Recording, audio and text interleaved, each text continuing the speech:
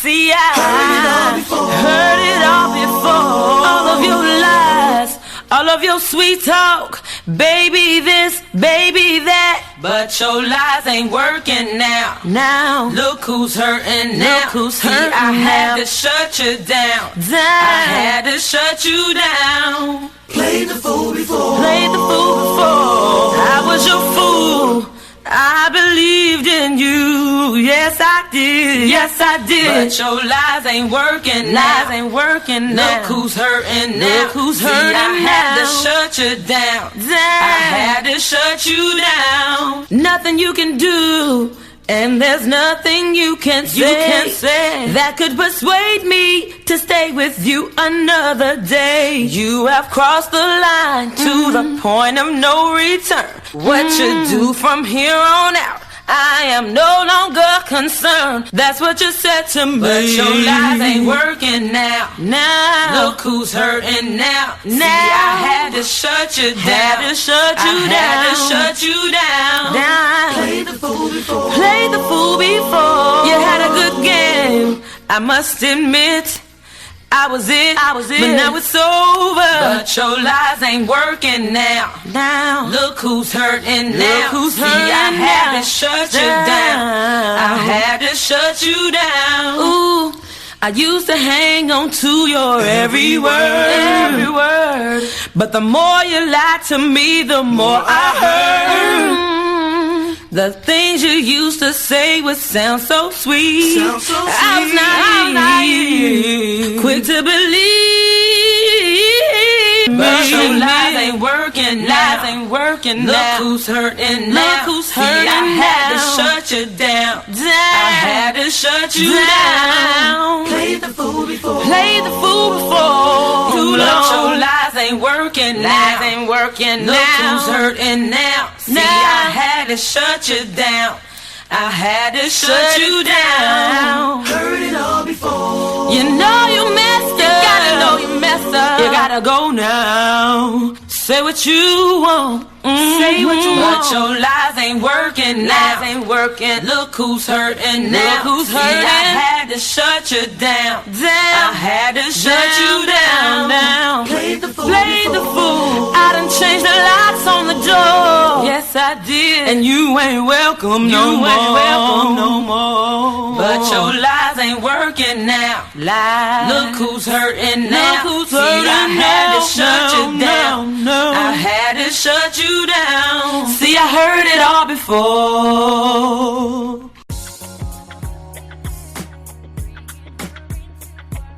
Thank you, Holy Spirit. Now, before language, it doesn't make a difference what language that you speak or how many different languages that you speak.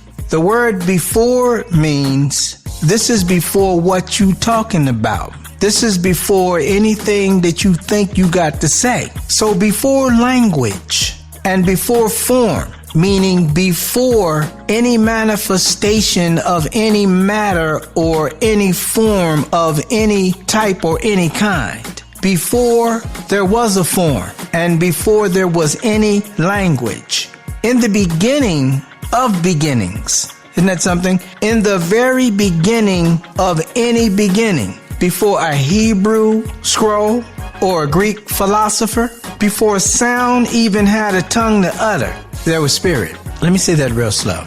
Before a Hebrew scroll, before a Greek philosopher, before sound even had a tongue to utter, there was spirit. It is written in Genesis chapter 1 and verse 2, and the Spirit of God, Ruach Elohim. The word Elohim means the demonstration power of Yahweh. And the Spirit of God moved upon the face of the waters. It didn't say the Spirit of God spoke. He said the Spirit of God moved upon the face of the waters. The root word Ruach is a Semitic origin. It is Semitic. Oh, come on, somebody. Semitic, Ugaritic, Aramaic. The root word Ruach comes from a Semitic origin. It simply means breath. It simply means wind and life force. But this was not ordinary air. Oh, let me say that real slow. It was the living breath of Yahweh himself, the active, intelligent, divine presence that carries will, power, and order into the formless void. Before creation, spirit was not a thing among other things. Oh, come on, somebody. Before creation, before there was anything that was created that had been created, before creation, spirit was not a thing among other things. Spirit was the very essence of existence, hovering, brooding, vibrating with purpose. The Spirit of God, the Spirit of Elohim, the Spirit of Yahweh, the Ruach HaKodesh, is the very essence of existence, hovering, brooding, vibrating with purpose. Now, I want you to pause for a minute, and I want you to pay very close attention, hear with common sense, listen with discernment, and hear with common sense. Before there was anything that was formed or anything that was heard or anything that was spoken or any language that was given or any group of anything, before anything became anything that we know what it is today. Before Christianity, there was the Spirit of God. According to the Encyclopedia Britannica, there are 2.52 billion Christian followers.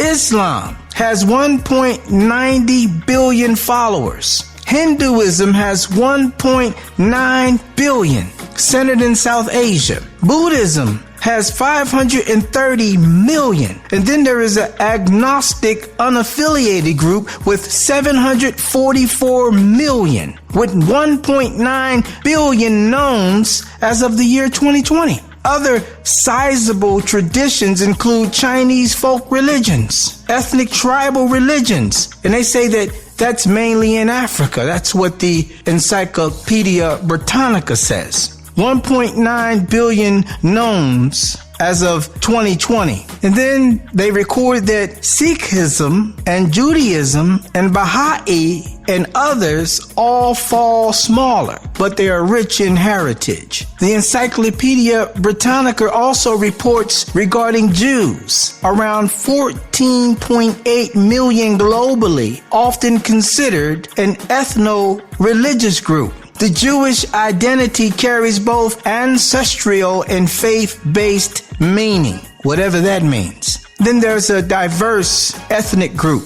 Malaysia is 40 plus million people, 54% Hindu, 27% Muslim, and 18% Christian. In Malaysia's. But pay attention. Everything that I just said after I talked about in the beginning was the Holy Spirit, the Ruach HaKodesh, the breath of life. All that other stuff wasn't even around. It didn't even exist because it didn't matter. It was not with God and it was not before God because it is not of God. In the beginning, before Hebrew, before Aramaic, before the Roman Catholic, before the Jew and the Jewish, before the Nation of Islam, before the Moors, before the Latin and the Spanish, before the Asian, before the Chinese and the Japanese, before any group, any race, or any culture that was ever on the planet Earth, there was no language. There was the Spirit. And the Spirit of God moved upon the face of the waters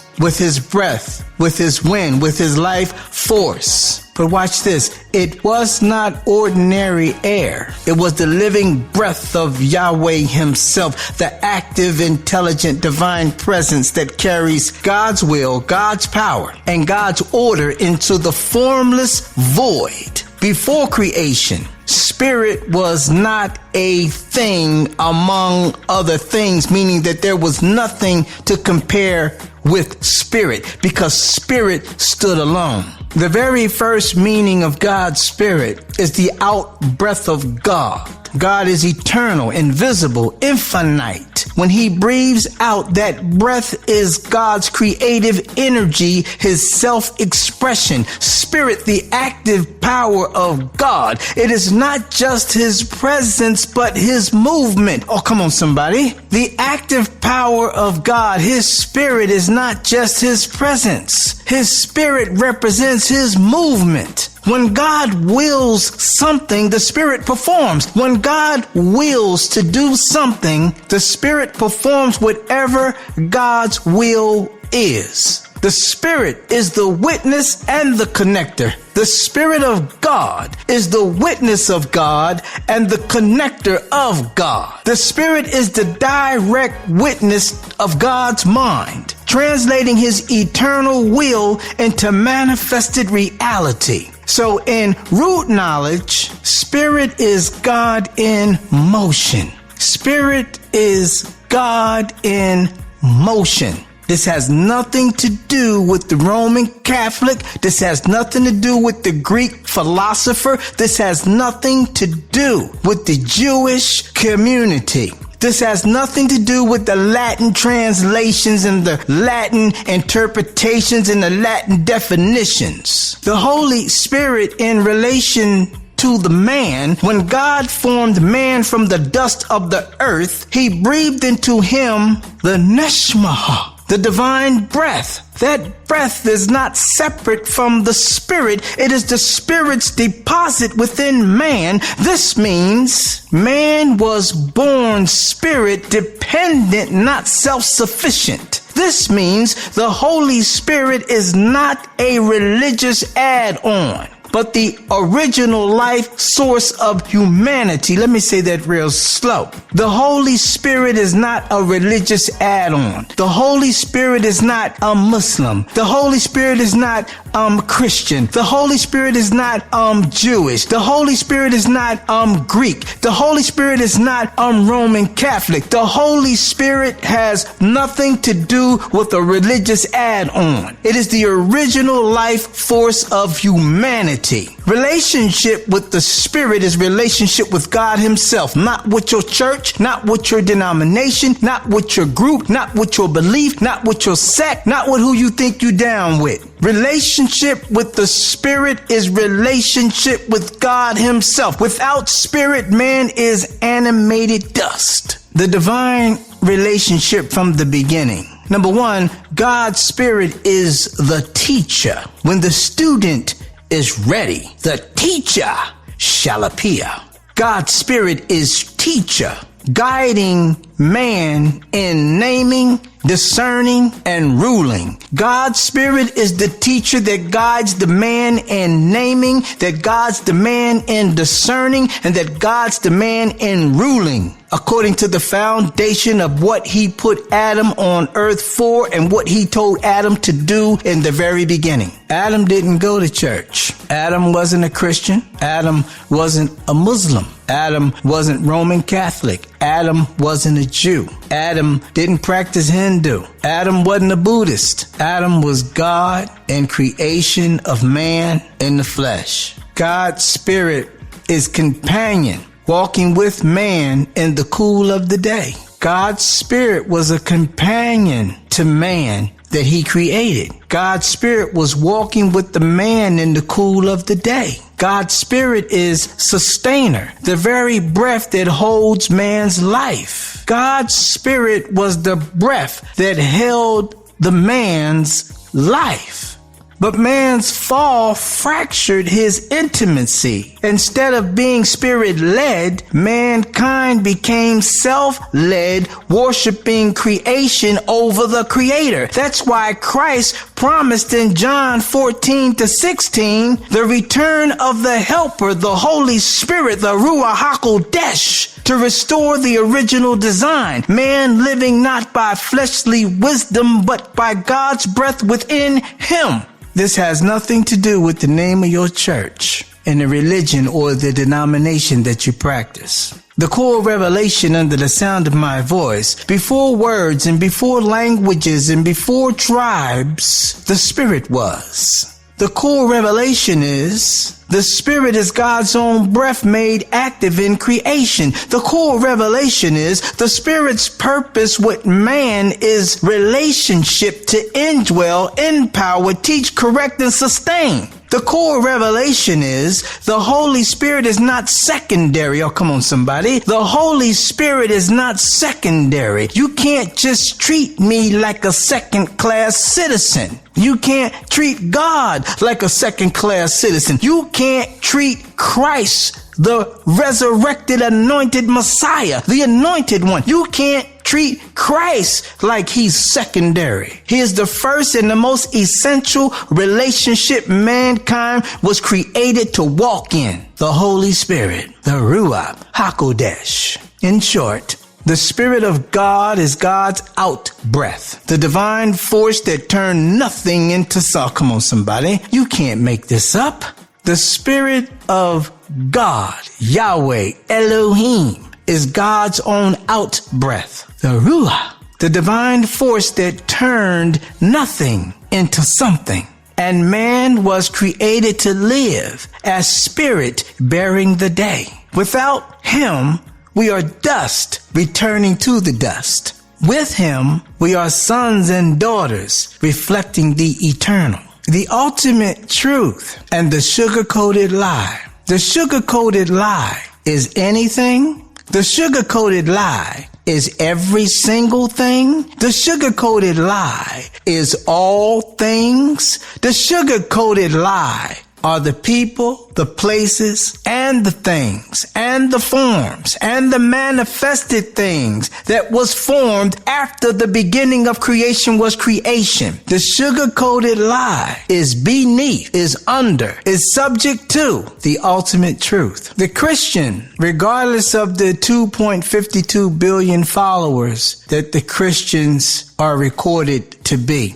the Christians are not the ultimate truth. Islam, with the 1.90 billion followers, are not the ultimate truth. Hinduism, with 1.09 billion, are not the ultimate truth. Buddhism, with 530 million, are not the ultimate truth. Agnostic, unaffiliated groups with 744 million plus are not the ultimate truth. The Jews are not the ultimate truth. The Roman Catholic are not the ultimate truth. The Greeks are not the ultimate truth. The Asian are not the ultimate truth. The Latin are not the ultimate truth. The African is not the ultimate truth. The ultimate truth is the Spirit of God. Not your religion, not your faith, not your belief, not Halloween, not Thanksgiving, not Christmas, not Hanukkah, not Rosh Hashanah, not New Year's Day, not Valentine's Day, not Easter, not the 4th of July, not spring break, not Labor Day, not Memorial Day, not Mother's Day, not Father's Day, not the pastor's anniversary or the pastor's birthday, not the first lady's anniversary, not the first lady's birthday. The ultimate truth and the only truth that matters is the Spirit, the Ruach of God, Elohim. Yahweh, Yeshua HaMashiach, is the ultimate truth. The Spirit, the Ruach, the life force of the living God. Do you understand what I'm saying?